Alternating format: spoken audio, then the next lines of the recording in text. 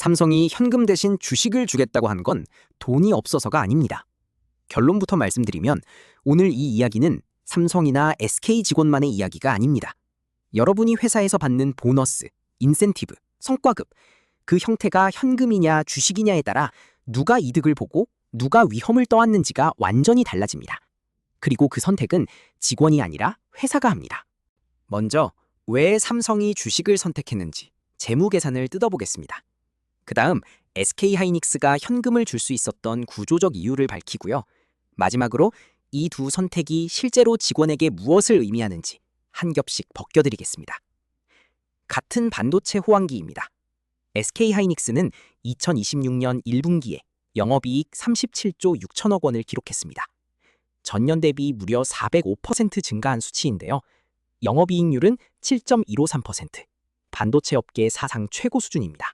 이걸 보자마자 삼성전자 노조가 들고 일어났습니다. 요구액은 성과급 6억 원, 그것도 현금으로. 언론은 이걸 삼성 노사 갈등으로 보도했고 대부분의 기사는 거기서 멈췄습니다. 근데 여기서 이상한 점이 하나 있습니다. 삼성전자가 현금이 없는 회사인가요? 전혀 아닙니다. 그렇다면 왜 현금 대신 주식을 제안한 걸까요? 첫 번째 이유부터 들어보겠습니다.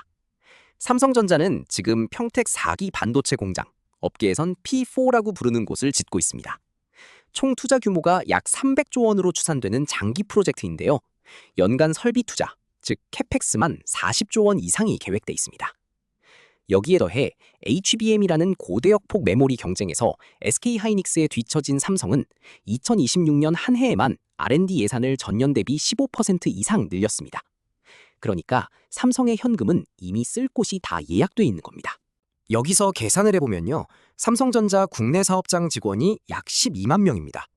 이 12만 명에게 성과급 6억 원씩을 현금으로 주면 단순 계산으로만 72조 원입니다.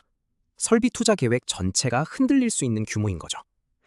반면 SK하이닉스의 2025년 카펙스는 약 17조 원이었습니다. 삼성의 절반에도 미치지 못하는 수준인데요. SK하이닉스는 HBM 시장 점유율 1위를 이미 굳혔기 때문에 삼성처럼 공격적인 신규 공장 투자를 벌일 필요가 없는 상황입니다. 현금이 남아도는 구조니까 현금을 줄 수 있었던 겁니다. SK하이닉스가 더 관대한 회사여서가 아닙니다. 구조가 달랐던 거예요. 이제 두 번째 겹입니다. 그리고 여기가 진짜 핵심입니다. 주식 보상, 스톡옵션에는 조건이 붙습니다. 베스팅이라고 부르는 조건인데요. 최소 2년에서 4년을 회사에 다녀야 주식을 팔 수 있습니다. 이게 뭘 의미하는지 풀어보면요. 직원이 주식을 받는 순간 팔 수 없으니까 회사에 묶입니다. 이직률이 떨어지는 거죠. 그리고 주가가 오를 때만 이득이 생기니까 직원이 자발적으로 주가 관리에 관심을 갖게 됩니다. 회사 입장에서는 현금 유출 없이 직원에게 혜택을 줬다는 PR까지 가능합니다. 이건 삼성만의 전략이 아닙니다. 글로벌 기업 애플은 2023년 기준 임원 보상의 94%를 주식으로 지급했습니다. 테슬라 CEO 일론 머스크의 2018년 보상 패키지는 전액 주식이었고 현금 기본급은 연봉 1달러였습니다. 직원과 위험을 함께 나눈다는 명분으로 포장되지만 실제 작동 방식은 다릅니다. 현금 유출을 막으면서 충성도를 강제하는 장치인 거예요. 근데 여기서 진짜 이상한 점이 나옵니다. 삼성전자 주가가 2021년 9월 96,800원 고점을 찍었다가 2024년에는 49,900원대까지 내려왔습니다. 고점 대비 반토막이 난 겁니다. 만약 2021년에 주식을 보상으로 받고 베스팅 조건이 걸려있던 직원이 있다면요? 그 보상은 오히려 손실이 됩니다. 회사가 어려워질 때 CEO는 퇴직금과 함께 나가지만 주식을 베스팅 중이던 직원은 손실을 그대로 떠안습니다. 위험의 공유라고 했는데 실제로는 위험의 전가인 셈이에요. 세 번째 겹입니다. 이 논쟁에서 가장 조용한 피해자 이야기입니다. 삼성전자 협력사, 즉 1차 하청업체 직원 수는 국내 기준 약 5만 명 이상으로 추산됩니다. 이들은 삼성의 반도체 생산 공정에 직접 참여합니다. 그런데 성과급 논쟁의 테이블에는 존재하지 않습니다. SK하이닉스가 초과이익 분배금을 현금으로 지급한다는 뉴스가 나오자 삼성협력사 노조 일부에서도 우리도 분배받아야 한다는 목소리가 나왔습니다. 당연한 반응이죠. 하지만 구조적으로 불가능합니다.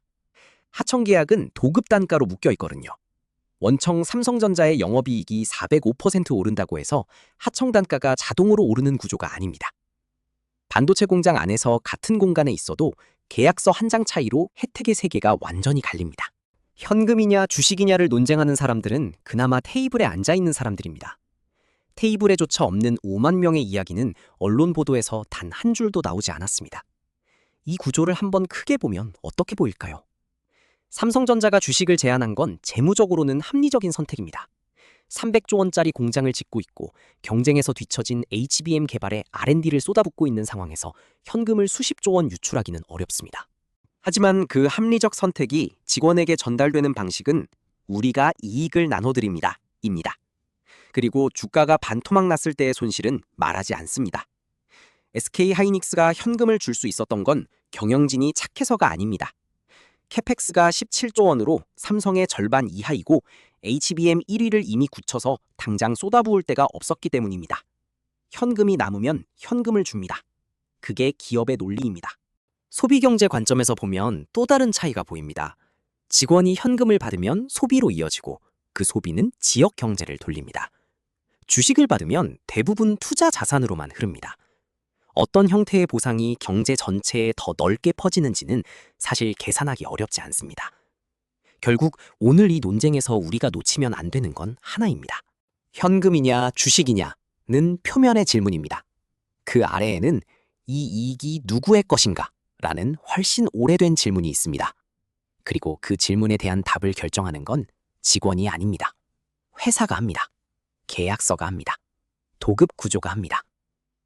여러분이 지금 받고 있는 보너스, 인센티브, 성과급, 그 형태가 현금인지 주식인지 포인트인지 한번 들여다보세요.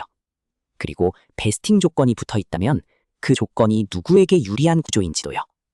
그게 이번 삼성 이야기가 삼성 직원만의 이야기가 아닌 이유입니다. 이 구조가 바뀌지 않는 한 이런 논쟁은 다음 호황기에도 똑같이 반복될 겁니다. 그리고 테이블에 없는 5만 명은 그때도 조용히 빠져 있을 거고요. 오늘 복실이가 물어온 이야기는 여기까지입니다.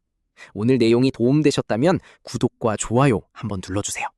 복실이가 다음 이슈도 이렇게 한 겹씩 벗겨서 가져오겠습니다.